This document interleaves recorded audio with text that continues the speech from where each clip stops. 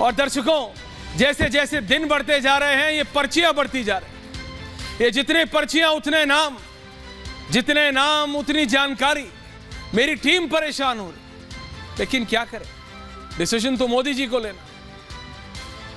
जी हां, कहने को राजनाथ सिंह को भेजा गया है राजस्थान, मनोहर लाल खट्टर को मध्य प्रदेश और अर्जुन मुंडा जी को छत्तीसगढ़, और उनके साथ पूरी टीम है। लेकिन यह बात भाजपा के नेता भी जानते हैं और विपक्ष भी कि निर्णय एक ही व्यक्ति को लेना है, और वो है प्रधानमंत्री नरेंद्र मोदी। क्योंकि इलेक्शन जीता बीजेपी ने नरेंद्र मोदी के चेहरे पे।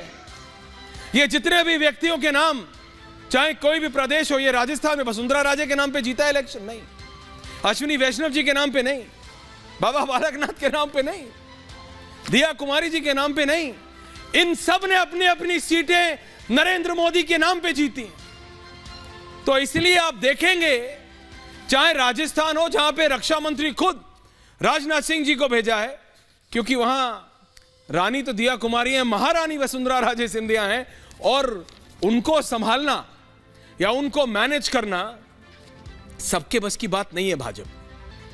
यह भी एक रियलिटी है कि कई नेता जाना नहीं चाहते थे, नहीं, वसुंधरा जी हैं, वो किसी की नहीं सुनती हैं। और ये जो भी, जिसने भी बीजेपी कवर किया है या राजनीति में थोड़ा भी इंटरेस्ट है, वो जानता है कि एक समय था कि भारतीय जनता पार्टी के राष्ट्रीय अध्यक्ष के फोन पे नहीं आती थी राजस्थान की पूर्व मुख्यमंत्री वसुंधरा राजे सिंधिया।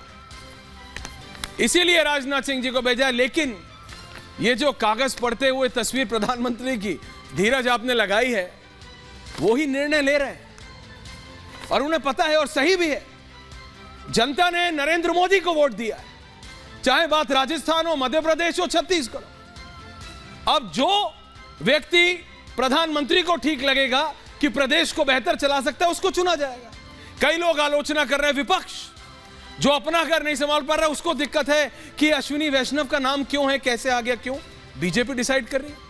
अगर प्रधानमंत्री को लगता है कि पूर्व ऑफिसर और प्रेजेंट में केंद्रीय मंत्री अश्विनी वैष्णव सबसे अच्छी डिलीवरी दे सकते हैं, सबसे अच्छा क्रियान्वयन कर सकते हैं उनके कामों का, उनकी स्कीम्स का, जो मोदी की गारंटी की बात प्रधानमंत्री बार बार करते हैं, उसको इंप्लीमेंट कर सकते हैं जमीन पे, तो अश्विनी वैष्णव होंगे।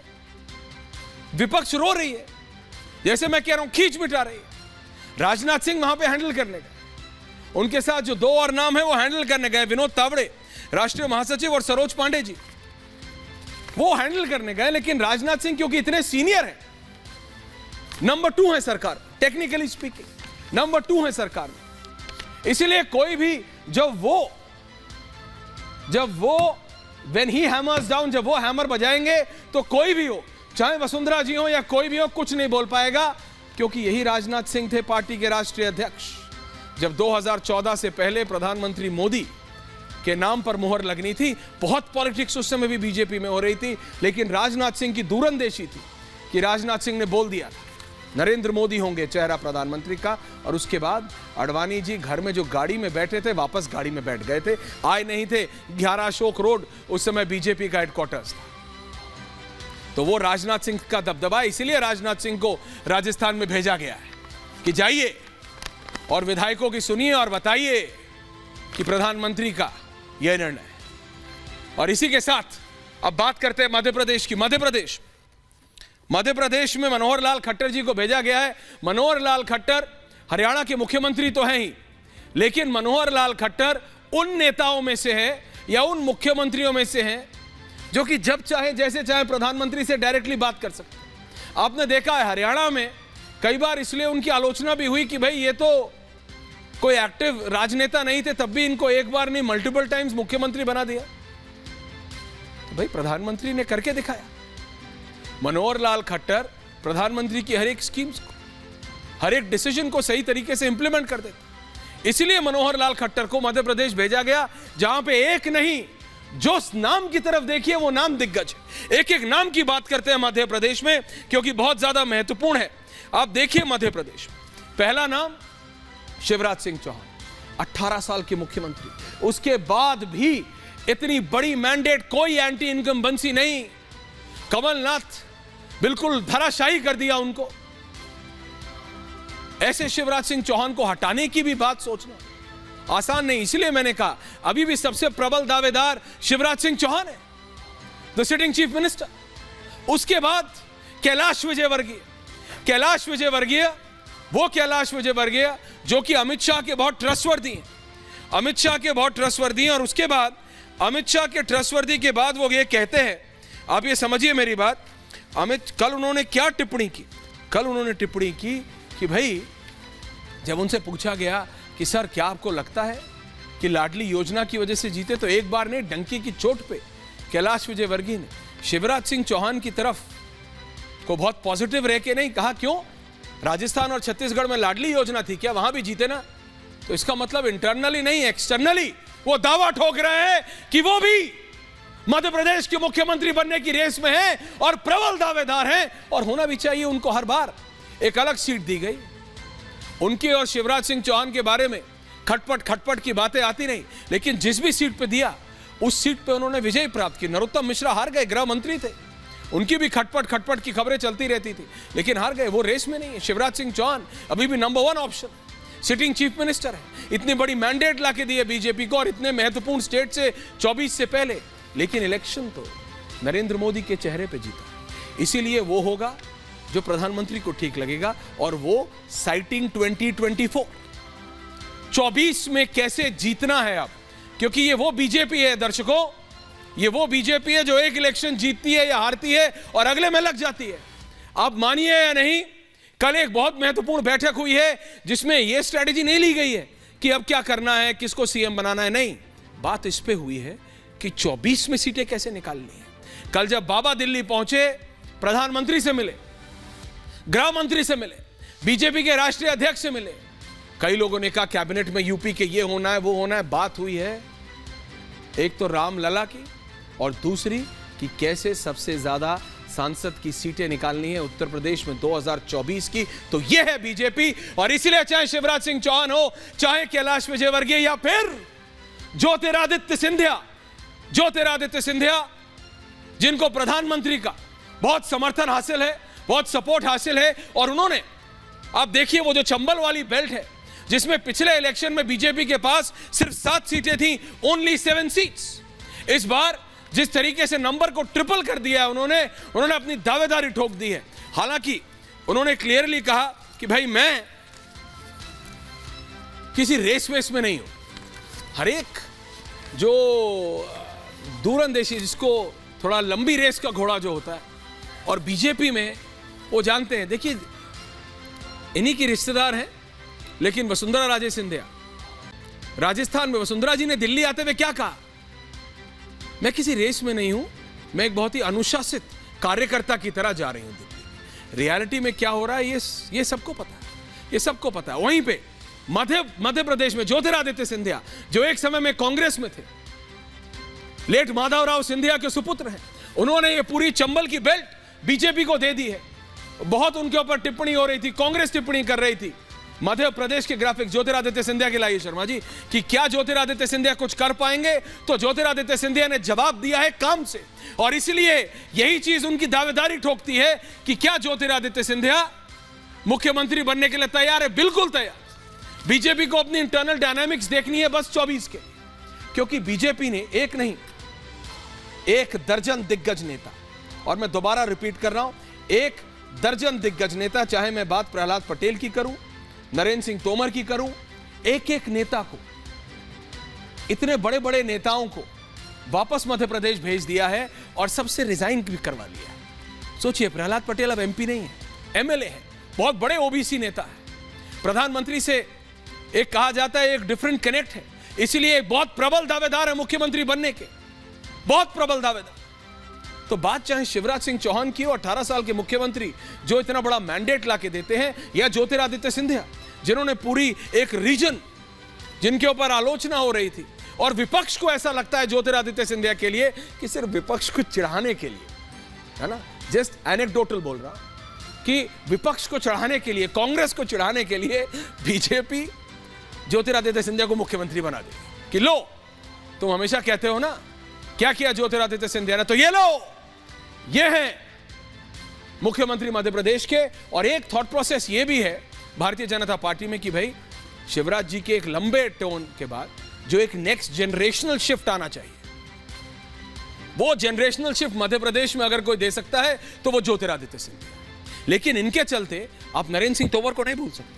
हाँ, नरेंद्र सिंह तोमर को लेके एक थोड़ा खटपट इसलिए हुआ था क्योंकि एक नहीं मल्टीपल वीडियोस उनके बेटे को लेके बाहर आई थी जिसमें करप्शन की बात होती थी। और प्रधानमंत्री नरेंद्र मोदी का कोई कुछ भी बोले, कोई भी आलोचना करे, लेकिन जो उन्होंने क्लियर किया था, ना खाऊंगा ना खाने दूंगा, वो क्लैरिटी थी करप्शन को लेके।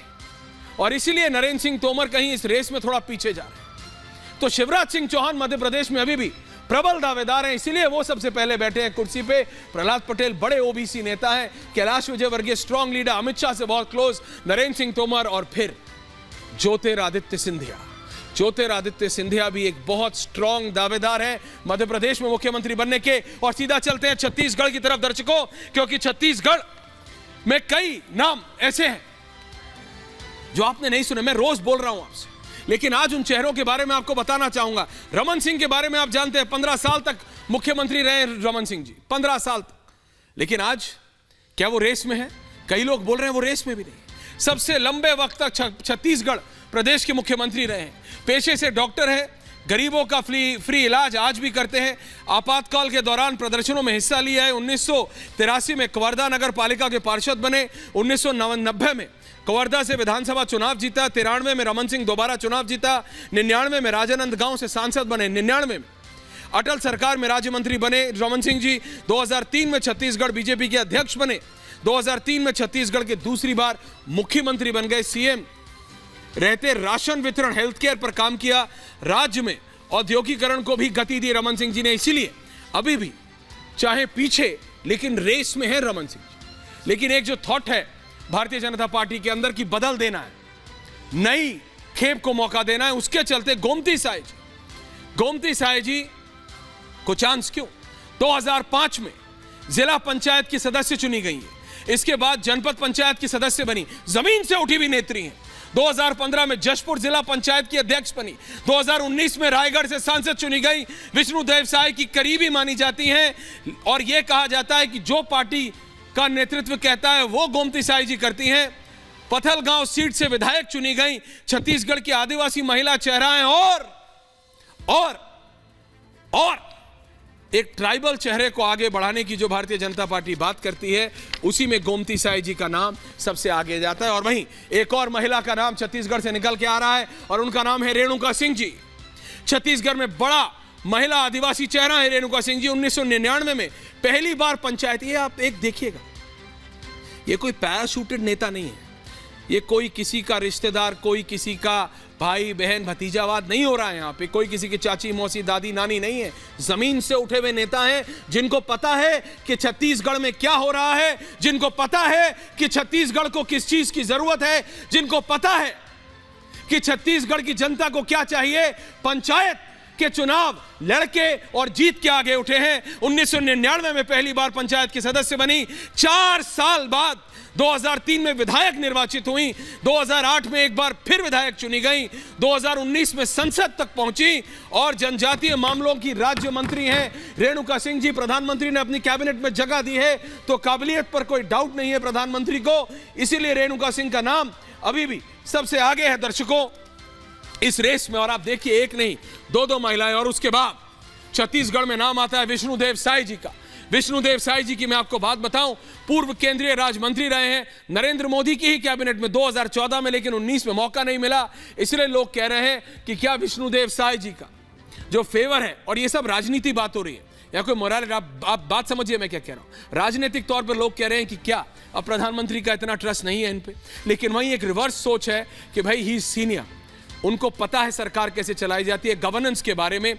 4 बार के लोकसभा के सांसद है, 4 बार बीजेपी की राष्ट्रीय कार्य समिति के सदस्य हैं, छत्तीसगढ़ बीजेपी के अध्यक्ष रहे हैं, कुनकुरी सीट से जीतकर विधायक बने हैं, आदिवासी समाज से आते हैं विष्णुदेव जी, बीजेपी के केंद्रीय नेतृत्व के राष्ट्रीय अध्यक्ष जी के करीब बताए जाते हैं, संघ के भी बहुत करीब माने जाते हैं विष्णुदेव साय जी। इसीलिए आरएसएस का इन्फ्लुएंस की वजह से भी इनका नाम बिल्कुल लिस्ट में बना हुआ है। और वही मैं आपसे बता रहा हूं। और इस समय बड़ी न्यूज आ रही है, महंत बालकनाथ की जगत प्रकाश नड्डा से एक मीटिंग हुई है। हाँ, मैं जा रहा हूं अरुण साहब जी पे, लेकिन मैं रिक्वेस्ट कर रहा हूं अपनी टीम से, नीचे ग्रिड पे ब्रेक कीजिए आप। महंत बालकनाथ की जेपी नड्डा जी से अभी अभी मुलाकात हुई है। कल वो गृह मंत्री अमित शाह से मिले थे। महंत बालकनाथ राजस्थान से एक चेहरा निकल के आ रहा है। हालांकि मेरा मानना है कि योगी आदित्यनाथ से अगर आप महंत बालकनाथ की तुलना करेंगे तो आप बालकनाथ जी का नुकसान कर रहे हैं राजनीतिक तौर पर। जब भी आप किसी छोटे नेता की तुलना बड़े नेता से करते हैं तो नुकसान छोटे नेता का होता है। यह मैं राजनीतिक तौर पे बोल रहा हूं। तो महंत बालकनाथ की तुलना मैं बाबा से नहीं कर रहा हूं। बिल्कुल, बाबा ने बहुत लंबी लकीर खींच दी है राजनीति में, बहुत लंबी नहीं। प्रधानमंत्री और गृह मंत्री के बाद अगर किसी का नाम आता है भारतीय जनता पार्टी में आज की तारीख में तो वो योगी आदित्यनाथ। लेकिन महंत बालकनाथ अभी अभी